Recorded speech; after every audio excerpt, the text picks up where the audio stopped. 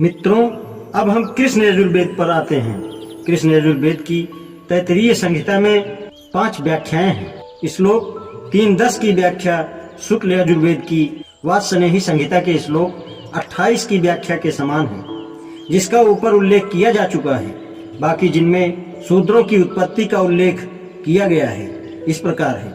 तैत्तिरीय संहिता 4:13-1 देवता राजन्य से भयभीत थे। जब वह गर्भ में था, उन्होंने उसे पास में बांध दिया। परिणाम स्वरूप वह राजन्य बंधन युक्त उत्पन्न हुआ। यदि वह अजन्मा बंधन मुक्त जन्म लेता तो वह अपने शत्रुओं का वध करता। यदि राजन्य यह इच्छा करे कि वह बंधन मुक्त उत्पन्न हो और अपने शत्रुओं का हनन करता रहे, तो वह उसे ऐन्द्र ब्राह्मणस पतये आहुतियां दे। राजन्य इंद्र के समान है और ब्राह्मण बृहस्पति के। ब्राह्मण के माध्यम से ही कोई राजन्य को मुक्त कर सकता है। स्वर्ण बंधन रूपी उपहार स्पष्ट रूप से ऐसे बंधन से मुक्त करता है। तैत्तिरीय संहिता 1:14 प्रजापति ने सृजन की इच्छा व्यक्त की। इसने अपने मुख से त्रिवृत्त स्तोम की रचना की। इसके उपरांत अग्निदेव गायत्री छंद साम रथांतर मानवों में ब्राह्मण और पशुओं में बकरा उत्पन्न किया। उनकी उत्पत्ति मुख से हुई। अस्तुत प्रमुख है। उसने अपने वक्ष से और बाहुओं से पंचद की रचना की। इसके बाद देवों में इंद्र, छंदों में त्रिष्टुप, साम में बृहत, मानवों में राजन और पशुओं में मेष पैदा किए। ये शक्तिशाली अंगों से पैदा होने के कारण बलशाली हैं। उसने अपने बीच से सप्तदश की रचना की। इसके पश्चात उसने देवों में विश्वदेव, छंदों में जगती, साम वैश्य, मानवों में वैश्य और पशुओं में गाय को जन्म दिया। ये उदर से उत्पन्न होने के कारण योग्य हैं। इनके बहुसंख्यक होने के कारण सप्तदश के बाद अनेक वेदों को जन्म दिया। तदुपरांत उसने अपने पैरों से 21 की रचना की, जिससे अनुष्टुप छंद, साम विराज, मानवों में शूद्र और पशुओं में अश्व पैदा हुए। अतः शूद्र और अश्व जीवों के वाहक हैं।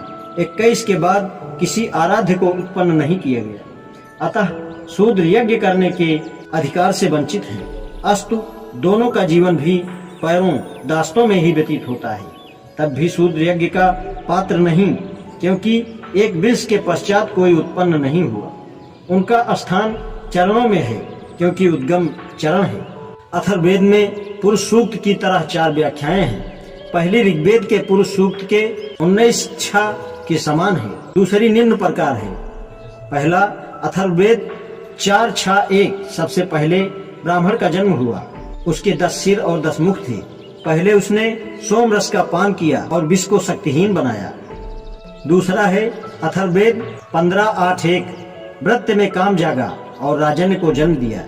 तीसरा अथर्ववेद 15:9-1 व्रत के परिचित राजा के घर पर अतिथि के रूप में आकर उस राजा को उसका भ्रात्य आदर करने को कहा। उस ब्रह्मा ने उस राजा को इसका कारण समझाया। राजा द्वारा सम्मानित होने पर उस व्रत ने उसका अहित नहीं किया। उससे ब्राह्मण और क्षत्रिय का उदय हुआ। उन्होंने कहा, हम अब उसमें प्रवेश करेंगे इत्यादि। अब ब्राह्मण ग्रंथों को लेते हैं। सतपथ ब्राह्मण में 6 व्याख्याएं मिलती हैं। इनमें से 2 वर्णों को उत्पत्ति के विषय में है। इनमें से एक में शूद्रों की उत्पत्ति का निवारण इस प्रकार है। सतपथ ब्राह्मण 4:2-23 ब्रह्मा भाष्यकर के अनुसार उनका अग्नि का स्वरूप था और वे ब्राह्मण थे। पहले ब्राह्मण थे, एकमेव थे। एक ही होने के कारण उनका विस्तार नहीं हुआ। उन्होंने पराक्रम परदूक क्षत्रिय का एक दिव्य रूप ग्रहण किया। देवताओं में वे शक्तिशाली हैं। क्षत्रिय इंद्र, वरुण, सोम, रुद्र, पर्जन्य, यम, मृत्यु, ईशान हैं। इस प्रकार क्षत्रिय से कोई श्रेष्ठ नहीं है।